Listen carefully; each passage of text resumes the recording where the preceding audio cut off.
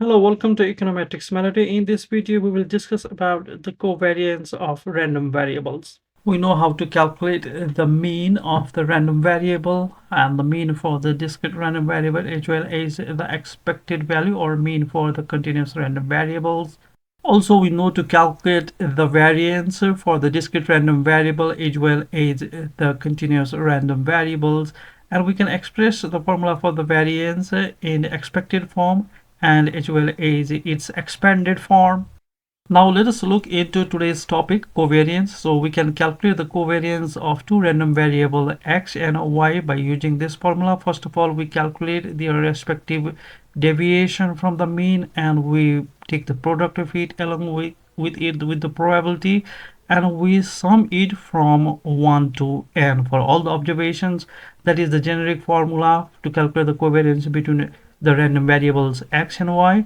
And similarly, in the expected form, we can represent it by taking the expectation of the product of their deviations from the mean. We can denote the expectation of x by mu x and the expectation of y by mu y. Now let us expand this term x minus mu x into y minus mu y. This is a simple multiplication. We get xy minus x mu y minus mu xy minus plus mu x into mu y. So the expectation of this term is equals to the sum of their individual expectations. So this is equal to expectation of xy minus mu y is constant, so it comes out of the expectation, and we have mu y into expectation of x. Again, mu x is constant, so it comes out of the expectation, and we have minus mu x into expectation of y, and both mu x and mu y, they are constant, so we need not write any expectation for this.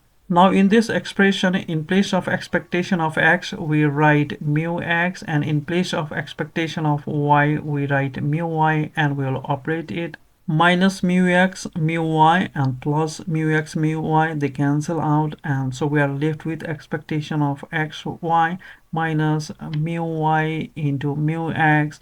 And in place of mu y and mu x, if we write it as expectation of y into expectation of x, we get the final result expectation of xy minus expectation of x into expectation of y. So this is what the covariance of xy. So the covariance from its generic form is expressed as the covariance of xy is equal to the expectation of xy minus expectation of x into expectation of y. Now we'll use this relation in order to explore some of the other properties of covariance between the random variables. The first one calculates the covariance between a random variable x and a constant b. Applying the expression derived earlier, this is equal to expectation of xb minus expectation of x into expectation of b, and as b is constant, it comes out of the expectation as well as the expectation of the constant b is equals to b itself. So the terms are equal and opposite, so they cancel out and it is equals to 0. Therefore, the covariance of a random variable x with another constant variable is equal to 0. Now let us see the distributive property. We have three variables, random variables x, y, and z, and we want to calculate the covariance of x with y plus z. This is equal to expectation of x into y plus z minus expectation of x into expectation of y plus z, which is further equal to expectation of, let us multiply this inside term, xy plus xz, and then minus expectation of x and bracket, this is equal to expectation of y plus expectation of z, because the expectation of the sum is equal to the sum of the expectations and vice versa. This is equal to expectation of xy plus expectation of xz minus, now let us multiply the terms inside the curly bracket by expectation of x, so we get minus expectation of x into expectation of y minus expectation of x into expectation of z. Now let us arrange the related terms together and we get that expectation of xy minus expectation of x into expectation of y plus expectation of xz minus expectation of x into expectation of z. So expectation of xy minus expectation of x into expectation of y, that is equal to covariance of xy, and plus expectation of xz minus expectation of x into expectation of z, that is equals to the covariance of xz. So the distributive property holds true. We simply multiply x with y plus z, and whatever expression we get, we take the sum of the covariance of these two variables. Let us see an example. If we want to calculate the covariance of a plus b with c plus d, then first we multiply a plus b with c plus d, and this is equivalent to taking the cross product of the variables a, b, and c, d, and the covariance of a plus b with c plus d, this is equal to the sum of the covariance of the variables attained after finding the cross product of a, b, and c, d. Now let us see another property, and how does the scaling of the random variable affect the covariance. So variable x is scaled by a and the variable y is scaled by b, and we're going to find the covariance of ax with by. This is equal to expectation of ax into by minus expectation of ax into expectation of by, and a and b are constant, so they come out of the expectation, and we get ab expectation of xy minus ab expectation of x into expectation of y. And once we take ab common, we are left with expectation of xy minus expectation of x into expectation of y, that is equal to the covariance of xy. So this is equal to ab covariance of xy.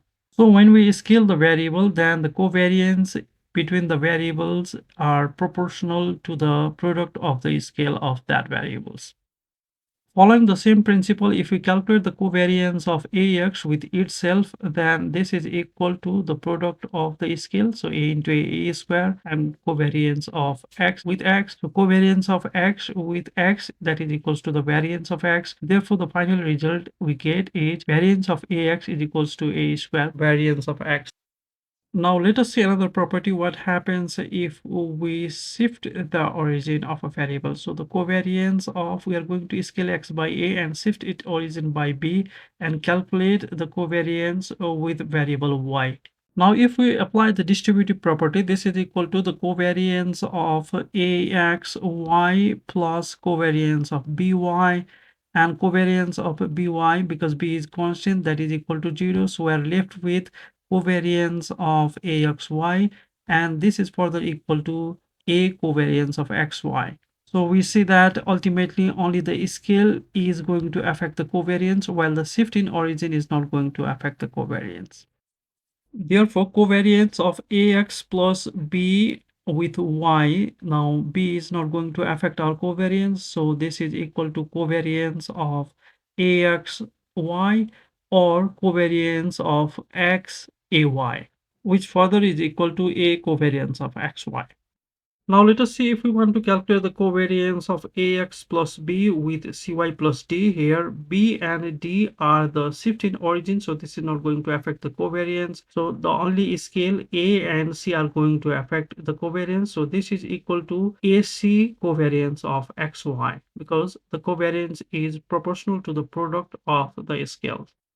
Now let us see another property related with the covariance of independent random variables. If variable x and y are independent random variables, then we know that probability of a into b, that is probability of x into y, is equals to the product of their individual probability of x into probability of y, and the expectation equivalent for the independent variables, random variables, is given by expectation of x, y can be expressed as the product of their individual expectations. We know that covariance of xy is equals to expectation of xy minus expectation of x into expectation of y. Then if the x and y, they are independent, then expectation of xy can be written as expectation of x into expectation of y. Then both of them are equal but opposite and they cancel out. Therefore, the covariance of independent random variable is equal to 0. Covariance is symmetric, meaning thereby covariance of xy is equals to the covariance of yx. Covariance with a constant variable is equals to 0, and the covariance of independent random variables xy is also equal to 0. So this is it for this tutorial. Thank you very much for your time. Thank you very much, Econometrics Melody.